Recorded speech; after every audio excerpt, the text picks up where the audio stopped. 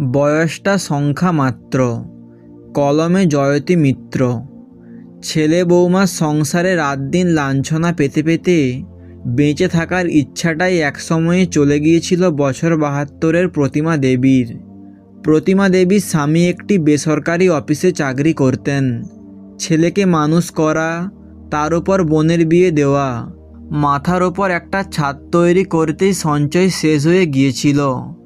Retire করার পর যা ছিল তার বেশিরভাগ ওনার স্বামীর অসুখের পিছনে খরচ হয়ে গিয়েছিল। স্বামী মারা যাবার পর পেনশনও পেতেন না প্রতিমা দেবী। ব্যাংকে যেটুকু টাকা ছিল সেটা তার ভবিষ্যতের জন্য রেখে দিয়েছিলেন, যাতে অসুখ হলে ছেলের কাছে হাত পাততে না হয়। প্রতিমা দেবীর ছেলে অসীম আর বৌমা নীলা দুজনেই চাকরি করত, আর একমাত্র নাতির দেখাশোনা, রান্না বান্না, ঘরের সব কাজ প্রতিমা দেবীকেই করতে হতো। শুধু বাসন মাজা আর ঘর মোছার জন্য লোক ছিল। রান্নাটা ছিল প্রতিমা দেবীর নেশা। ওনার হাতের রান্নার সকলেই খুব প্রশংসা করত। তবে সংসারের কাজ করতে করতে এক এক সময় হাঁপিয়ে উঠতেন। নিজের শখ আহ্লাদ বলে কিছু ছিল না।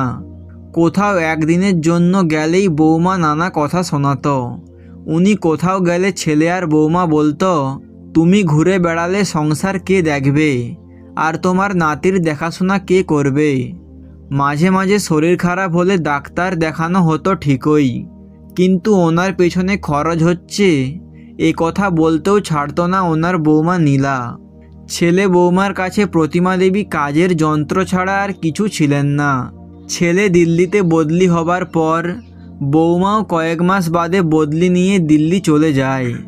যাবার সময় প্রতিমা দেবীকে সাথে নিয়ে যেতে চায়, না হলে নাতির দেখাশোনা কে করবে।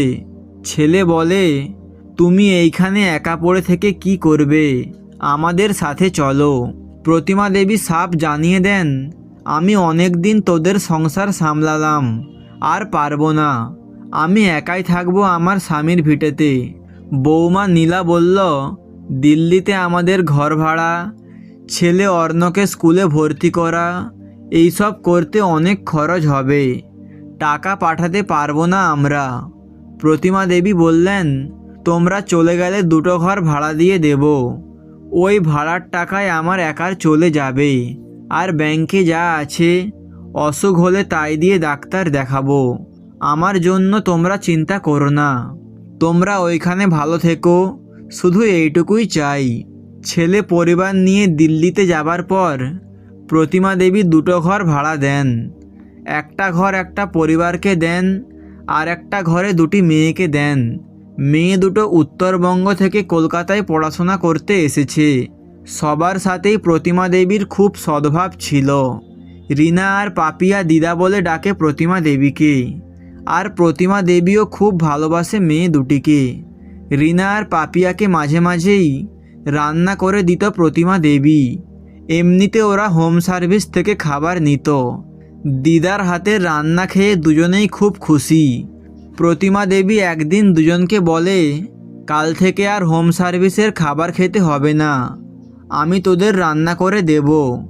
রিনা আর পাপিয়া রাতে বাজার করে দিত, আর প্রতিমা দেবী রান্না করে দিত। তার জন্য প্রতিমা দেবীকে দুজনে টাকাও দিত।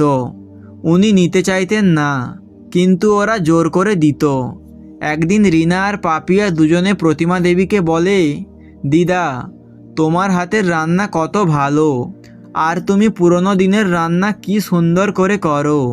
তোমাকে একটা ইউটিউব চ্যানেল খুলে দেব, ওখানে তুমি রান্না করে দেখাবে। কত লোক তোমার রান্না দেখবে, সেখান থেকে তুমি আয়ও করতে পারবে একদিন।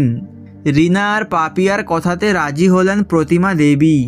ছেলে বৌমা খুব একটা খোঁজ নিত না, তার জন্য ওনার কোনো আক্ষেপ ছিল না। শুরু হলো প্রতিমা দেবীর ইউটিউব চ্যানেল, দিদার রান্নাঘর। প্রতিমা দেবী রান্না করতেন। রিনা আর পাপিয়া যে যখন সময় পেত ভিডিও করে ইউটিউবে আপলোড করে দিত।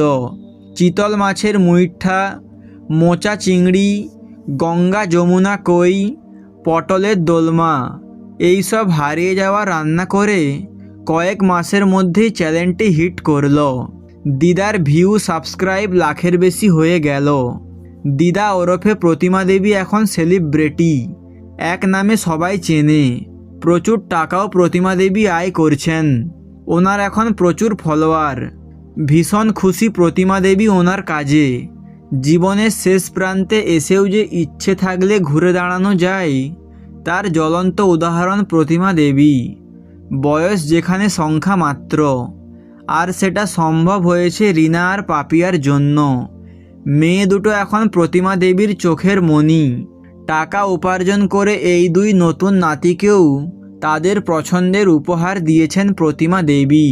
রিনা পাপিয়াও খুব খুশি দিদার এই সাফল্যে। ওদিকে প্রতিমা দেবীর ছেলে আর বৌমা ইউটিউবে মাকে দেখে একেবারে তাজ্জব, এ কি করে সম্ভব। মা তো কোনোদিন এই বিষয়ে কিছু জানায়নি তাদের। মাকে ফোন করে সব জেনে ছেলে বৌমাও খুব খুশি।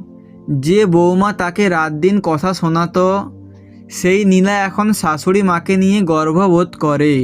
মনের ইচ্ছা আর চেষ্টা থাকলে যে কোনো বয়সে কিছু করে সাফল্য লাভ করা যায়, সেটা আজ প্রমাণিত হলো।